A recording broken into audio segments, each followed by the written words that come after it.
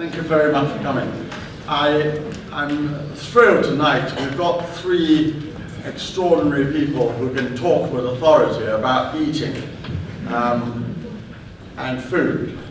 Eating out, eating in, and going out to eat or eating at home is now such a way of life for us that we almost take it for granted. But when I think the number of people who go completely spare, especially when they go out and they don't like a particular restaurant or they love a particular restaurant, I like to explore some of the ways in which we view these things. I mean, I am an accidental restaurant owner because I really didn't start out wanting to create restaurants, but I had been collecting so much art, I wanted a place to put them on, and I started a China Club, which happens to be an eating place. And there's been no looking back. I've now started about 12 or 13 Chinese restaurants and Italian restaurants. And I also go out a lot. So I know what it's like behind the scene, and I also know what it's like in front of the scene. And we've got people here, Tom Parker-Bowles, who knows everything about food. I've gone down some very dodgy streets with him in Beijing, eating extraordinarily revolting things, as he was in I'm a Celebrity, Get Me Out of Here. And he writes constantly about food, and with great knowledge. And of course we have here Giles Coren, who is the restaurant critic of the Times, as well as many other institutions like the Guardian and the BBC and so forth. And he is well known almost as acerbic and ruthless and devastating as Adrian Gill, and almost probably more, because he probably has Tourette's like me and half the people in this room. And I think the name of one of the book is Anger Management, isn't it? So there it is. And it would be lovely to hear how he sets out to go and review a restaurant. I mean, some of you read crappy things like TripAdvisor, so you want to ask, how does a professional approach? And of course we have a real star here, almost a mentor of mine, if I look up in the stars, because we have Alan Yao, who not only invented Wagamama, but Hakkasan, and so many other extraordinary eating places, whose name I can't really pronounce. Japanese, Mexican, Spanish, God knows what. It will be Martian next. But he has, in fact, just opened the most extraordinary restaurant called Parc Chinois, on which it is alleged he spent £40 million doing it up. And we're going there tonight, and I mortgaged my house to host a dinner, which I've told the maitre d' not to serve wines which are too expensive. But I don't really want them to talk about anything in particular unless they want to, and I want to spend the best part of 55 minutes asking them a couple of questions and letting you, the audience, ask the question. And this is the whole point of China Exchange. Can I just have a show of hands of how many people are here for the first time? Perfect. Well, please spread the gospel. Very egalitarian, but star panelist. £5. Where would you get £5 worth like what you're going to get tonight? And tomorrow night we have Tracy Emin, and we have at lunchtime Amanda Neville, whom you might not have heard the name of, but she runs the British Film Institute, a very powerful and extraordinary institution.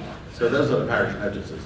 Now, without further ado, I might just ask Tom to say just a couple of words about food in general, and how you became interested in food, and whether members of your family are fussy about what they eat. Did your mother cook well for you? Did you complain? And when you go home now, does your stepfather complain about what you eat? So here's the moment to spill the beans. I don't think there are reporters here. we sort of gentlemanly club here in regard. This is a sort of Chatham's house rule, but we would love to hear what you love about food and how you've become interested in it, and where do you think we're going? God, quick question that one, David. I sit among two sort of gods of the culinary world, so I'm rather sitting at their feet. But to start and talk about why I like food, the reason I like food is because I'm greedy and I'm fairly fat. I like stuff in my face, I like the enjoyment that food gives me. And anytime anyone asks why did I get into food writing, why did I get into broadcasting, it's the same question. I'm greedy to be able to spend a whole life being able to go around the world stuffing my fat belly, eating it in China or Vietnam or Laos or America, whatever it is. I can pretend it's hard work and deadlines and you know, torturous stuff by our computers and writing away, but really it's food is about pleasure and food is about coming together. And there's a new breed of rather boring people who spend their whole time, you know, telling you how few calories you can eat, how salami or ham or cheese or anything else that's enjoyable anyway will kill you. You know, this whole thing that we should be making pasta out of courgettes, or we should be counting calories, or we should be doing all these things that really negate good food. Listen, I'm the first person to say don't eat McDonald's all your life, don't feed your children fast food all the way through, but food is about pleasure, food is about coming together, the breaking of bread. Some of our colleagues who are food critics, you know, can move and get rather large towards the end of their career. Giles and Adrian are sort of exceptions, actually, and Tracy, and many others actually face, sorry, offend everyone by saying this, but the point of food is that beyond anything, it's pleasure, but also it's not just something, it's not just a hobby, it's not like flower arranging or collecting stamps or something. Food is a prism which not only brings us all together, but it's a prism through which we see history, we see culture, we see economics, all sorts of things. You know, it is the reason why we moved, art appeared, if you want to be really trite about it, you know, moving from hunter-gatherers to sedentary farmers and blah, blah, blah, but it comes back again and again to pleasure. And growing up, we enjoy food. We never ate Chinese food until I was about 17. No, Indian food, it was roast chicken. God, anyone who's heard me hoarding my books over the years, we've heard this story a million times. But yeah, we had a very traditional English upbringing. My dad fished and shot. My mother was a decent cook. She hated doing stuff with flour or bake-off crap, but you know, anything that was thrown together and tasted good was fantastic. So happy little child, you know, posh and happy, all the way up to age 8. And then I was sent to prep school, which nothing nefarious or illegal happened to me there. Actually, I'm not going to go down that road. Food. The food was appalling, rancid. Everything that is bad about English food. Institutional, grey, gristly, uncaring, flavourless shite, to put it in a nice way, and that changed a very nice, healthy appetite into an all-encompassing greed, and that sort of food is the stuff that gives British food across the world such a bad reputation. You go to China and you say British food, and people don't just go, oh, you know, I've heard there's Sichuan or Hicks or something. They howl with laughter. In China, British food is nothing more than a big, funny joke. It's a punchline without a gag. There's not even a question, let's rehabilitate British food. It is as low as you could go. It is beyond the doldrums. It's in a fairly parlous state. But anyway, enough about me. You come to see these two wonderful people. So yeah, food is about greed, happiness, and some eco stuff as well. Yeah, and obesity, unfortunately. Yeah. I'm trying to give you my best profile, but now, Giles, you spend your life criticizing or praising food. I mean, will you tell us what do you do when you set out to go and review a restaurant? I mean, I'm sure that all of us want to know the kind of frame of mind you have and your parameter, and do you enjoy slagging people off? No, not at all. I think you cheated a bit because you asked Tom about his mum, his stepfather, and he asked a question. So okay, my mum's a shit cook, and my stepfather's a bastard. And you can quote that if you like tomorrow and accidentally get the names wrong. Who said what?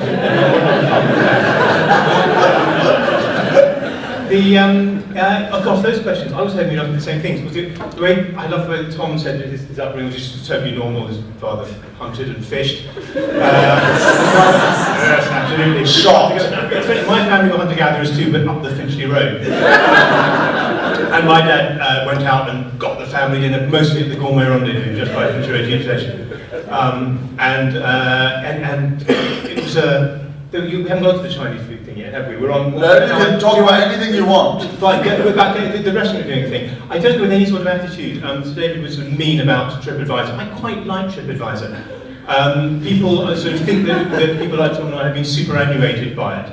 But if you want to know whether a place has got sort of 73% of satisfied answers out of 970 viewers, we can't do that. But we're really there to tell a story, and TripAdvisor really contains the truth. I don't read, he mentioned A.A. Gill, don't know why. Also, I have never written for The Guardian, that's the meanest thing anyone's ever done. Because I don't care what A.A. Gill thinks about anything, or any other restaurant critic. If I want to know if a place is any good, I would probably just look at TripAdvisor, and if it has better than 90%, it's probably fine. Certainly, I never don't read film reviews, I just go on Rotten Tomatoes, and if it's a superhero thing and it's got better than 85%, that's my evening. I think we're left over to tell a story, and if you know me and have a vague idea of my likes and dislikes, then you can read the story that I tell about a meal, and then go and look at TripAdvisor and see if it's worth going to. I certainly never set out to be mean to anyone, I don't like it. There's a restaurant critic for The Observer called Jay Rayner, and he wrote a book called My Dining Hell. He thinks it's hilarious being mean about restaurants, because he's unable to be funny if he's not being mean, and he's not actually funny when he is being mean. He's just hoping that people will laugh at other people's unpleasantness, and that's probably, Guardian Observer subscribers will probably do that. I never, ever give a negative review to a small, privately owned restaurant. If the restaurant business is already successful, and has a lot of money, and nobody is going to be put on the street by my review, then I'd probably tuck in. Quite early on in my career, I never mention a staff member by name or describe them in an identifiable way, positive or negative, because quite early on in my career I was mean about a waitress who was fired and wrote to me, and the hassle I had getting her a job somewhere else, given that I never take favours from anyone, but I got her the job, and then now I never mention it again. So I don't set out to make anybody cry when I write a review. It's quite difficult if you're getting close to your deadline and you've been to a restaurant and they were terribly, terribly nice and the food was awful and you don't have time to go somewhere else. Under those circumstances, I'd probably just sort of quietly not mention the food and say it had very nice curtains. Even as I sit here, I'm thinking about when talk about Alan's restaurants, I'm not really qualified. I know nothing about food or Chinese food or any other kind of food, I'm sure he'll tell you. But there, I was very excited about his pub that opened up around the corner from here. I emailed the press, the lady who was doing the press, and said, I thought about going along down there, I wondered, I don't think I've ever been unkind about any of Alan's restaurants before, and she said, no, 2 or 3 of them.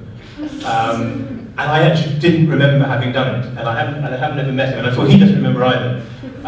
The pub was fantastic. That was all right. I'll stop. Alan, you have been an inventor for so many restaurants, but in particular Wagamama and of course Hakkasan, and no doubt many more to come. Do you read critics' reviews of your restaurant, and do you get annoyed when you read a bad review, or do you just shrug it off? I think time I have We'll put the microphone up. Okay. Is that okay? Yeah. I think in the early years, I really think food critics that does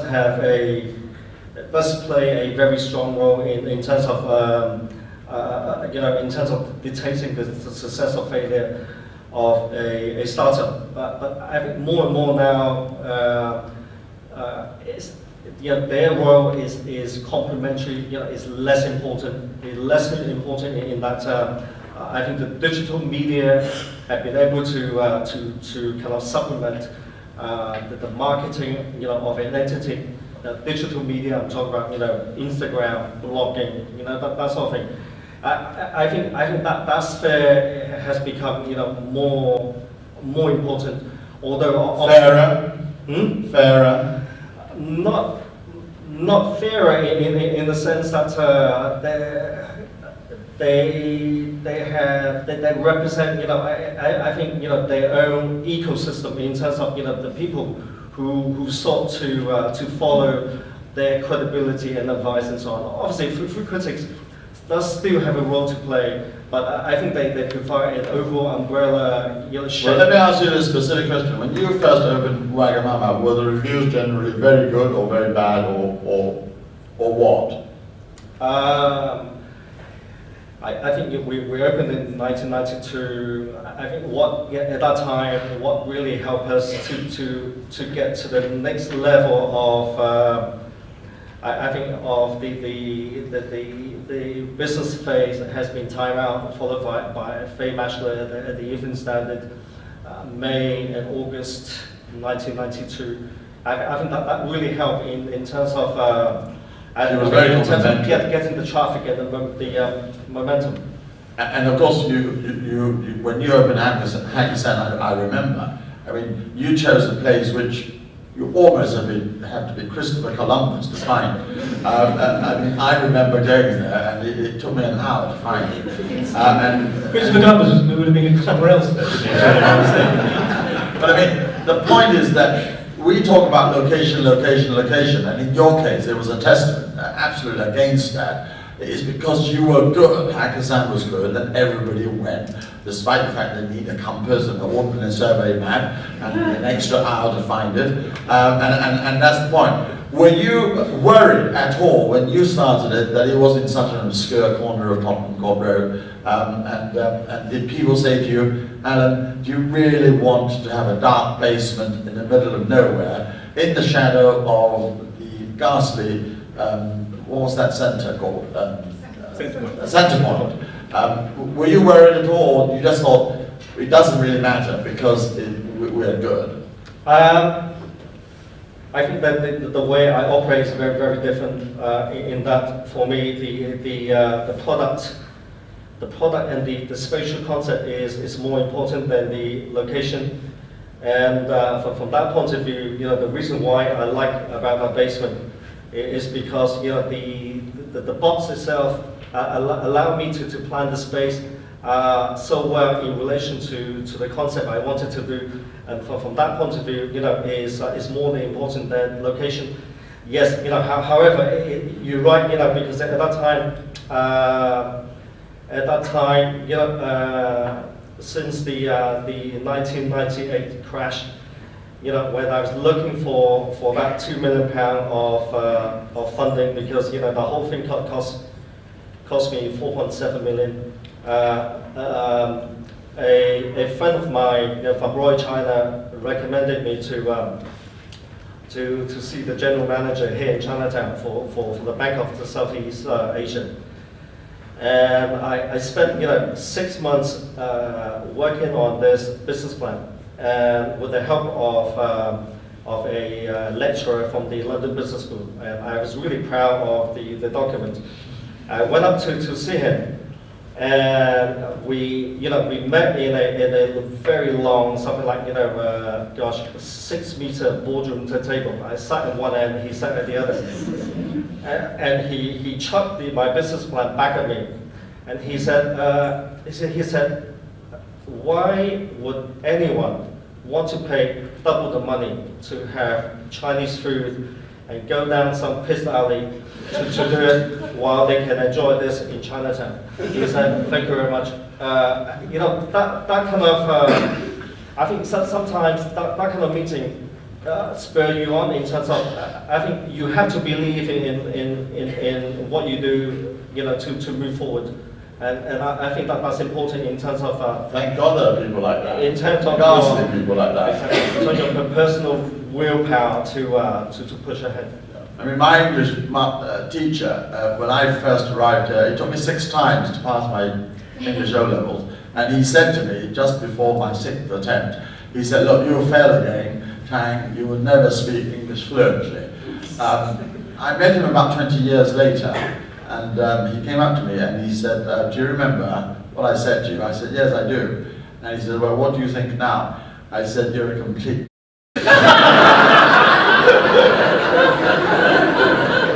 Anyway, look. You had 20 years to look at that. I invite you all to ask questions of our panelists. Yes, go on.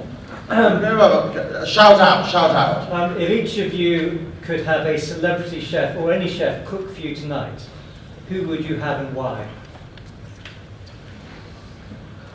Well, I think we're broadly going to have, he's not going to be cooking me, but I feel bad saying anything else, as he'll be eating in his restaurant. If there was a celebrity in there eating it, cooking it, I'd like it to be Amy Childs. No, the chef. Oh, right. So, a celebrity Listen, I know you're a native English, but can I just explain the question? I don't agree He's with asking, I know.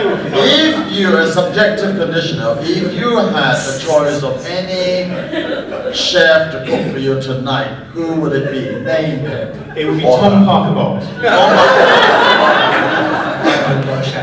Tom Parker Bowles, who would you have? Giles has had spats with Gordon Ramsay and all sorts. None of those people you've had rows with? No, I don't get on with any celebrity chefs at all. I can't even say their name. Said you. I would have chefs. Like celebrity chefs are people who flog usually crappy, not Jamie, but the other ones who flog bad pasta sauce and crap knives on telly and appear on This Morning and other programmes. But a chef or a cook I'd have. I'd like to have anyone actually. I don't have to do it myself. Jeremy Lee. Someone you could sit down afterwards and get pissed. Alright, so Giles wants Tom Parker Bowles, Tom Parker Bowles wants Tom Parker Bowles. Who would you have cooked for you tonight? Well, that's a difficult question. I think certainly in terms of lifestyle, the trend is moving towards a private kitchen, and I know certainly both in New York and Tokyo. Is becoming very popular in terms of, I think, the famous and the wealthy getting their favorite restaurant chef for Friday night, Saturday night to cook in their home. I'm not too sure, gosh. What would they pay for that chef you've actually heard of? A lot of money. Yes, I think 5,000 euros. No, I think it would cost between 10,000 to 50,000 pounds. Yeah. Wow. Who charges that?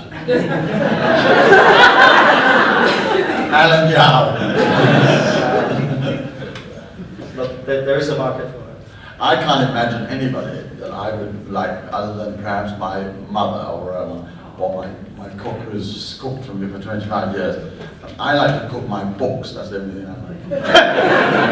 Yes, the lady behind, yes, go on. Well, 1 minute, the red head and then the black head. I mean, not black head, sorry, black hair. A black head is something on your... I wonder what the panel thought of people taking photos of their food in restaurants. It seems to happen quite often now. Yes. Yes, go on, Giles. I always thought it was terrible. It was incredibly rude. I sort of think it's as bad as taking all your clothes off and standing on the table and singing.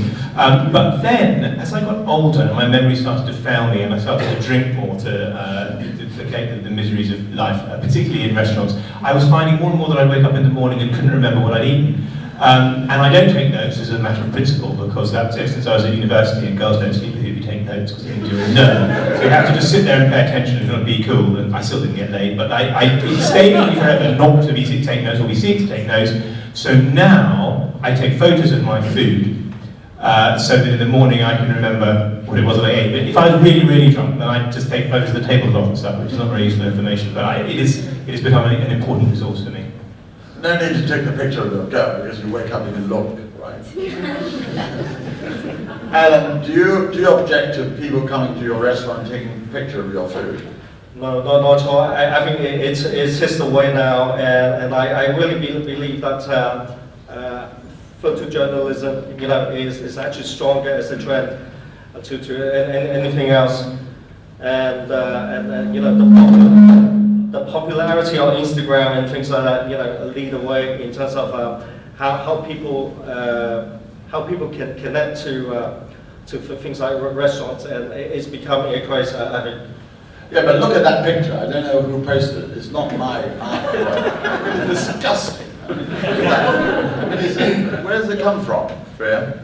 Is it an actual dish from? It's an actual dish. Yeah, from where?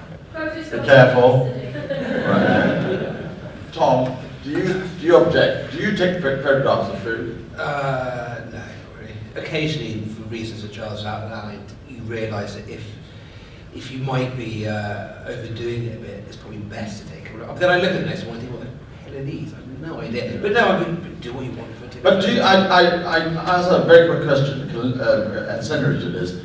Does it matter about presentation? I mean, nowadays you spend half an hour or 50% of your time perfecting the presentation of your plate, right? Which I then find extraordinary, because then you just find the whole thing through your golf, and that's it. Do you rate presentation? Not really. One of the really. Why have you got so much better mic than all of us? It's not fair. One of the worst things about being a restaurant critic, and there are many terrible things, is that if you get recognised, then you never see your food, because the chef is so worried about what your food's going to look like. He can't do anything about what it tastes like. But you just sit there for half an hour, 45 minutes, and you know that it's coming out, he's poking it about at the bar, so it's going back and back and back. It's not good enough for Mr. Coren, back and it comes out again. And it arrives with 14 different people's thumbprints all over it, the wipes around. And you get food poisoning so much more if you're a restaurant critic. The chances that one of the people has been scratching his bum before he's poking your half egg trying to make it look nice. This is a very respectable assembly. I'm very anti-presentation for that reason. Alan, do you tell your people, chef, to present well? I don't think, presentation, obviously, taste and the overall construct, of the dish is the most important. I think beyond taste, to me, is not so much a presentation, but rather, what the actual dish can be housed in terms of the Chinaware and so on. But beyond that,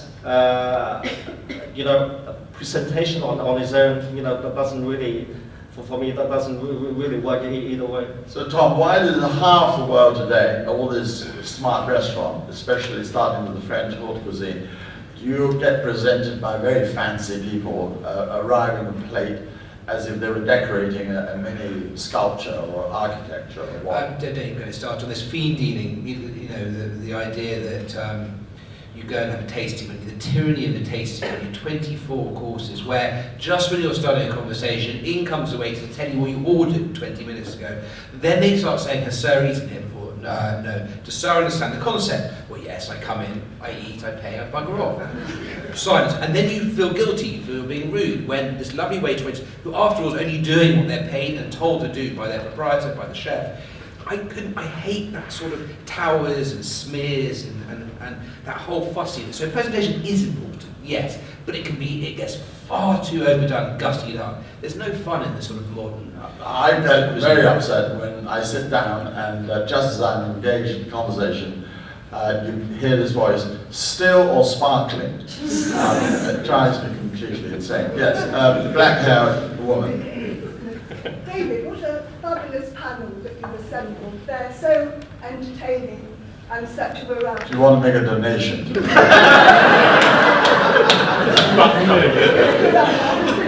Giles, I live on Finchley Road, so I know exactly what you mean.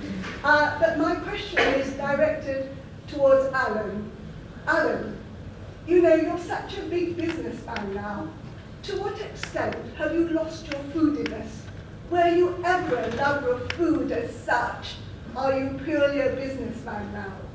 Whoa.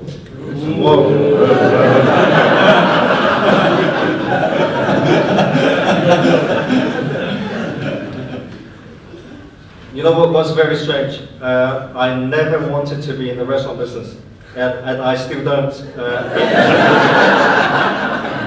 Done very well. Every year, I try to find a project which allow me to move away from this. That's the first thing. And the second thing is, yes, sometimes I get very depressed in terms of, I think in the sense that I'm either doing too much or the project has become too commercial in terms of the cost pressure, to allow you to become, a proper restaurateur. I'm talking about in terms of the definition, what is independent. Independent meaning that you are a restaurateur, but you would run the restaurant on your own on a day-to-day basis, which I cannot.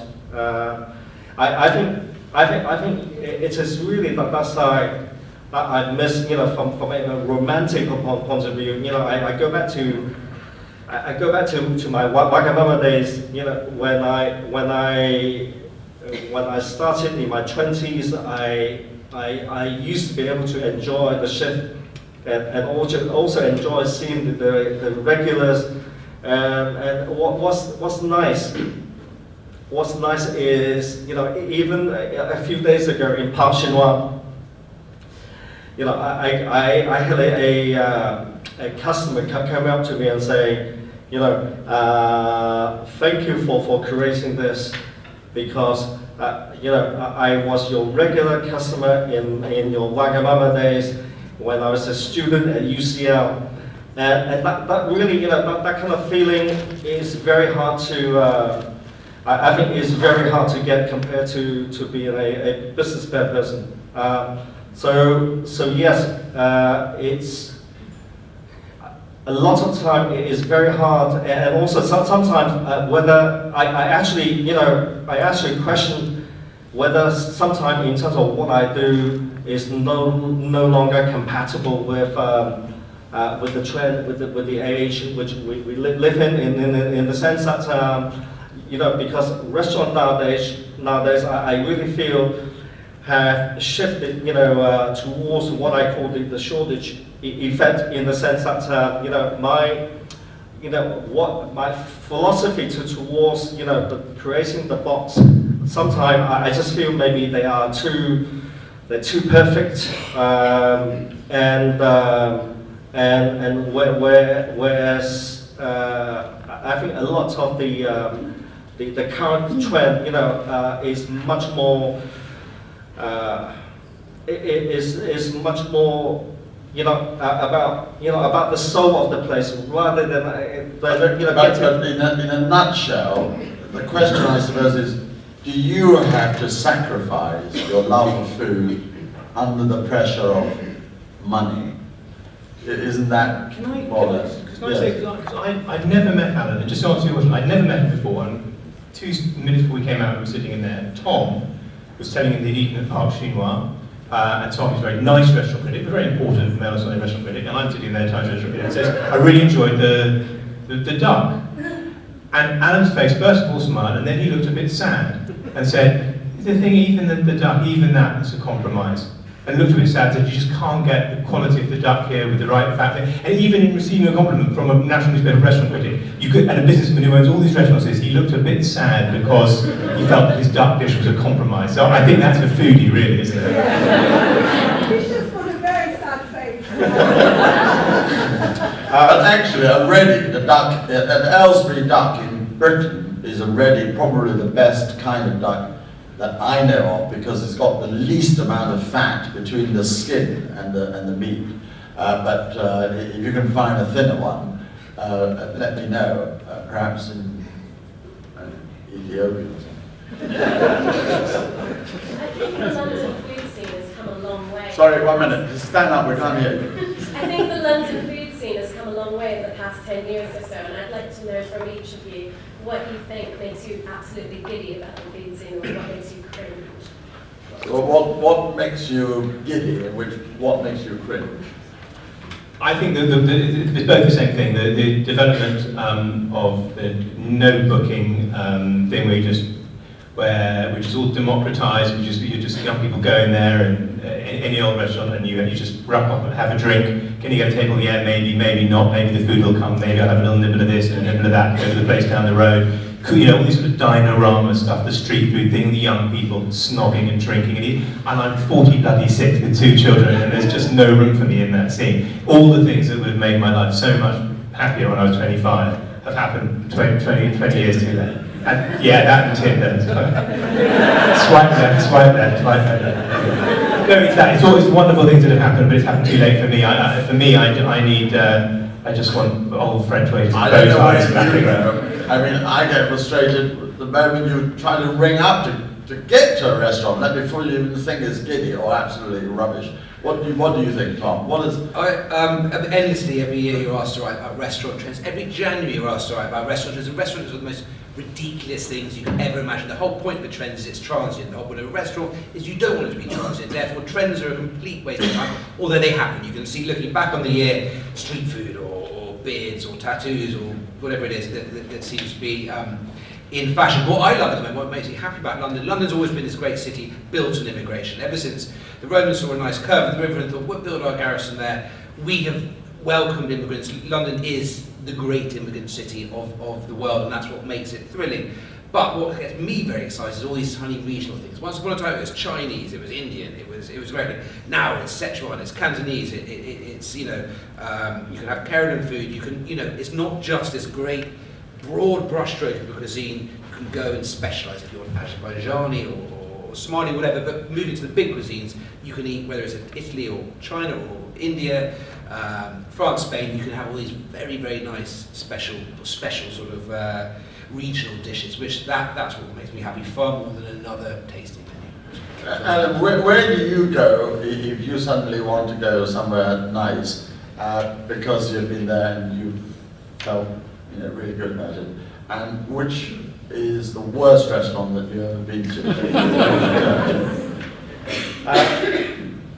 Personally, I really don't like to go to fashionable restaurants, trendy restaurants, or restaurants that are in current demand, because for me, all these establishments, when you go there, if you feel like work, although, you can get a table, but, it feels like, the pressure is there to be seen and that sort of thing. So where would you go? Gosh, where do you go? Where was the last restaurant, not owned by you, that you went to? I had fish and chips on just off Prey Street in Paddington. That was very nice. And what's the place that you would never ever return to? Gosh, that's difficult. Probably the same place. All right, okay, there, yes. Go on. You were the, you were the Adam Apple. I was going to ask, how do the panel rate themselves as cooks, and do they have a signature dish? Do you have a signature dish? Badly and no. Yeah, okay, fine. Tom? I cook at home I love cooking. It relaxes me, but no signature dishes are for people with lots of Michelin stars. I just cook what my wife wants. About the same three things with lots of chili in, but so I can cook. I would say I'm a good cook, and I don't have a signature dish. Apparently, to be a perfect gentleman, you have to know how to cook a perfect omelette, a scrambled egg for the morning, obviously. Alan, do you have a signature dish? If you go home and your wife and the children and everybody says, "Daddy, can you cook me something?" Is there a signature dish that you can rummage? I don't cook. What? What I do is very, what I have to develop. I mean, my father is an amazing cook. What I have developed over the years is my ability to work with very difficult and very good chefs, to the extent where I have more control over the menu development, more than the chef themselves.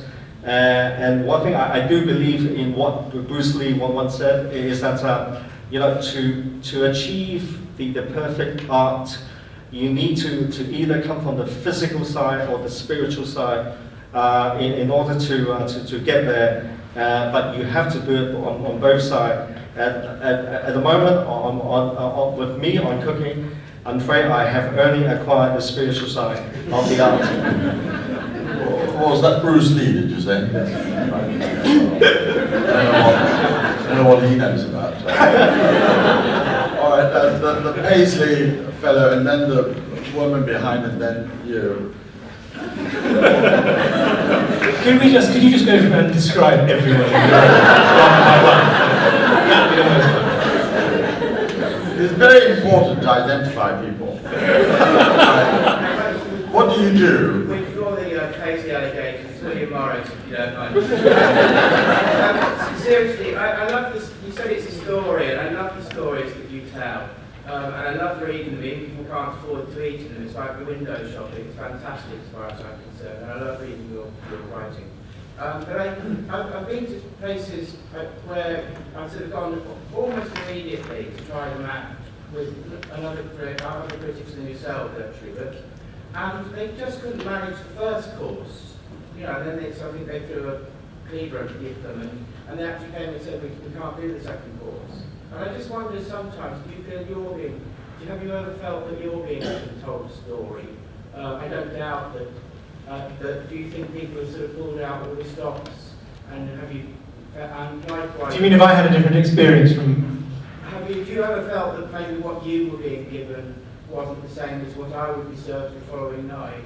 And I don't suppose I could ask yourself, but what do you do when a critic comes in as a restaurateur? And again, you know, that'd be a bit confessional, but I'll have the cheek to ask the question anyway. Well, he has in fact answered before. I mean, the kitchen fuss and There is that. And in the very posh, fancy, old-fashioned ones, I do get swooped on like a sort of terrorist at Heathrow, and there's 15 waiters come swarming out of the kitchen, folding that. I mean, it literally, you drop a napkin and they'll fold it into a swan and have it back in front of you before it's on the floor. And particularly the sommelier will be trying to pour the wine and just rattling it on the glass. And I remember once the chap with the cheese trolley, so that's going back a while, was wheeling it along from the back of the room, but he was staring so hard at me, he wheeled it straight into a column and bang, all the cheese fell on the floor. Waiters and waitresses bumped into each other. But those are the old days. That's when people like Tom and I wielded a lot of power. Now there's an outside chance that someone's got a phone that they might be from, they might be a blogger, and they pay equal attention. Everyone's a critic now, so it happens less. Certainly free stuff, I send it back. And then Tom talks about the misery of a tasting menu. Quite often I'll go out with my wife and no, we won't have the tasting menu, thank you. I'll just have the starter, the prawn cocktail and the steak. And then they come out to herself, I much want you to the turbot. I used to, if I wanted a fucking turbot, I would have ordered a fucking turbot. And Rupert Murdoch pays my bills, I can afford a turbot. I didn't order one because I don't want a turbot. And you sit there and it gets to 1 in the morning and they're giving you all this free shit and people are going home to their babies and paying the babysitter and you're just still sitting in this restaurant alone while they bring you more free stuff. So generally speaking, if you're ignored, you probably have a better time. Are you incorruptible? No, but I have a price and I know exactly. Offered it. I thought so.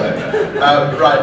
That question. And then over here, I mean, they've all asked all the questions on this level. I mean, are you all completely bored? Wait a minute. Let's have the question in the corner. Go on, quickly. Sure.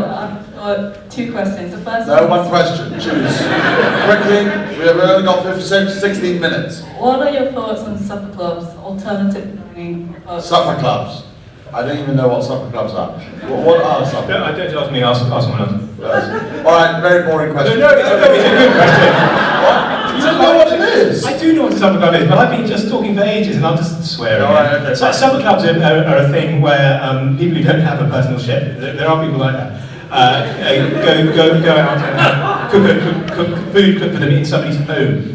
Rather than a restaurant, and it's a way that you can have sort of actually I don't really know what it is, Tom. It's a takeaway cook. No, it's important. I've never been told, I must say, but it is important that through street food and vans and supper clubs, there's a new way of getting into the restaurant trade which doesn't involve sucking up to investors, raising £2 million capital, and wasting 5 years of your life. You can go. There's a lot of things, and Alan's done it the hard way. Alan's thinking, what can you do with £2 million? Almost nothing. The front door. These things have a place, basically. They do because they bring restaurateurs and chefs who might not be seen otherwise into it for a much cheaper price. So I think they're a good thing. I must go to one day as well. They're supposed to be great. Where did you get the £2 million, as a matter of fact, afterwards? After the bank manager turned you down with contempt? Bank of Scotland.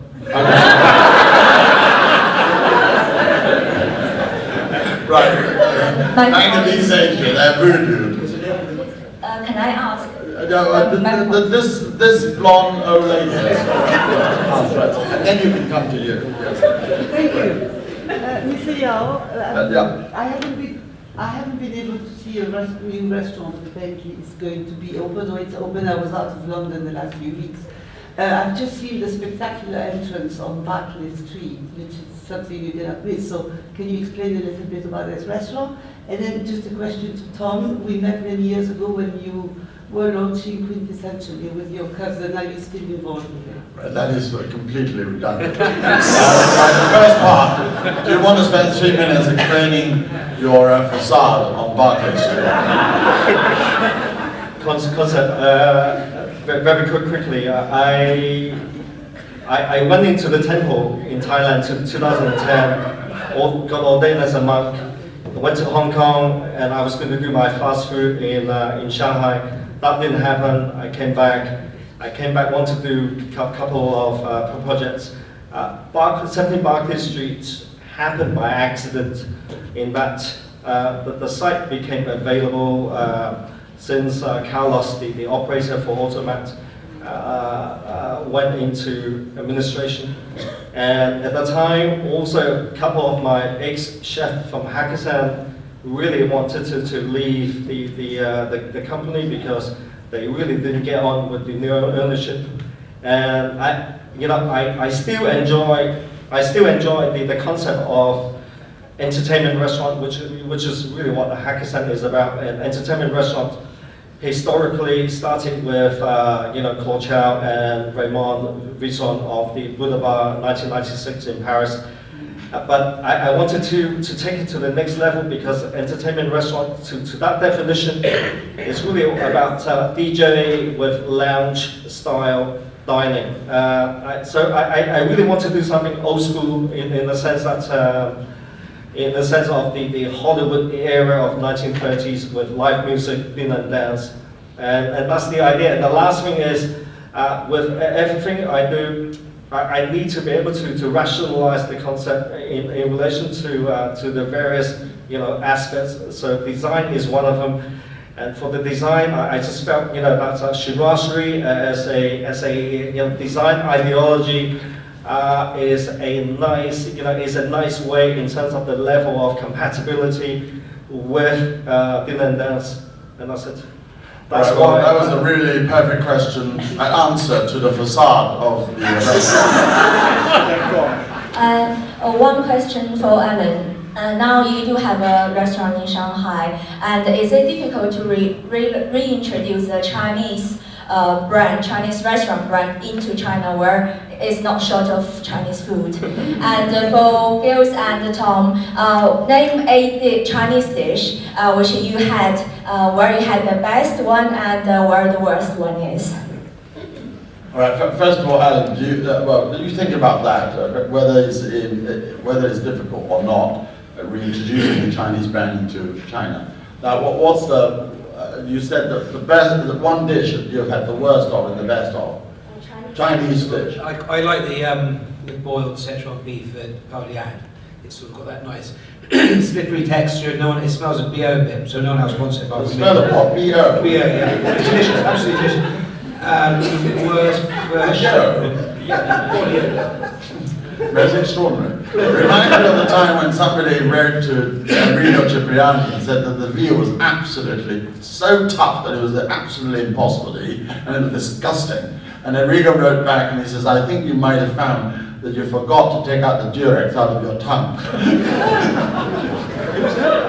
Enrico Cipriani, classic. A dish that you love a Chinese dish you love and you hate.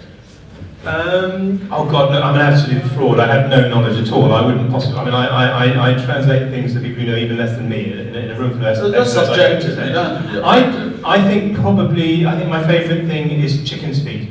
Chicken's feet. Yeah, and I think there is, which is mostly, basically English people don't order it all that much. There's not always so. Not at all. Not at all. So the Chinese restaurants that are geared towards English people think they can get away with having really bad ones, and then restaurants that are geared towards Chinese people generally don't put it on the menu, so it's quite hard as an English person to get decent chicken's feet. There's a massive place in Shepherd's Bush which looks like a car showroom, but has very good chicken steak. Yeah, there we go. My wife sitting here absolutely can't stand me eating chicken feet because I spit the bone out in the direction. That's the best part about it. It looks like you've eaten a baby's foot and spat it out. Okay. Yes. 1 minute. The question about the restaurant. Oh, sorry. I got Alzheimer's. Yes. What is it difficult to reintroduce the Chinese brand in China? The idea of Chinese eating, fine dining, and so forth.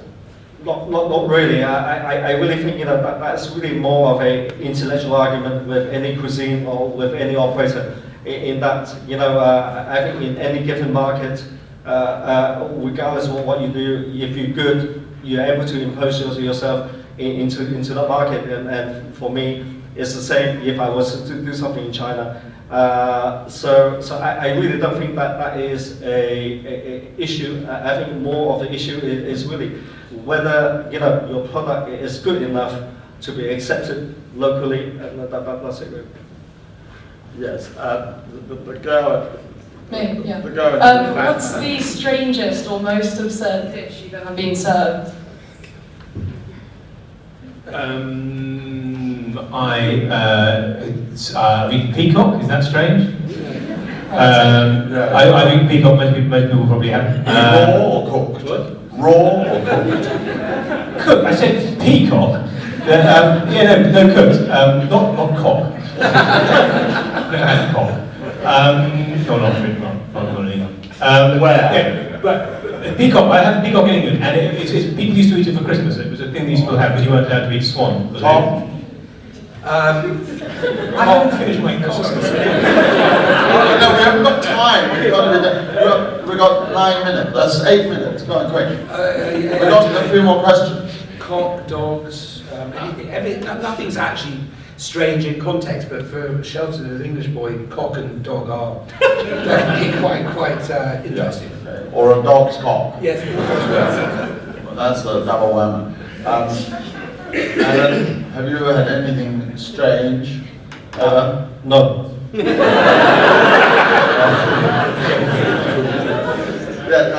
Fat car. I've got a very simple question. Alan earlier mentioned fish and chips. I like fish and chips, and I think it's impossible to get good fish and chips in London because they're usually fried in 10-day-old vegetable oil, whereas in the north of England it's fried in beef dripping. Does anybody know where you can get proper fish and chips in London? I knew that was where? And they fry beef dripping. Right, extremely boring. You're in Dartford Park. Extremely good question. I think you're in Dartford Park, they fry it in beef dripping. There's also a chain called Rockfish on the west coast, which I have a reasonable percentage of, and we fry that in beef dripping. And even if we don't, we'll do it for you. How about that place, very famous, at Lisson Grove? No. Poison. All right. How about you play? They tell me that Whitby has the best fish and chips in the world, and I go there every year, and it's not that good at all. It's all greasy and horrible. It's not the Magpie, that's why. What? The one you get, the other one. It's not the Magpie. All right, well. As you can't answer the question, how about playing Rack 3 for all of us and amusing us? Shut up.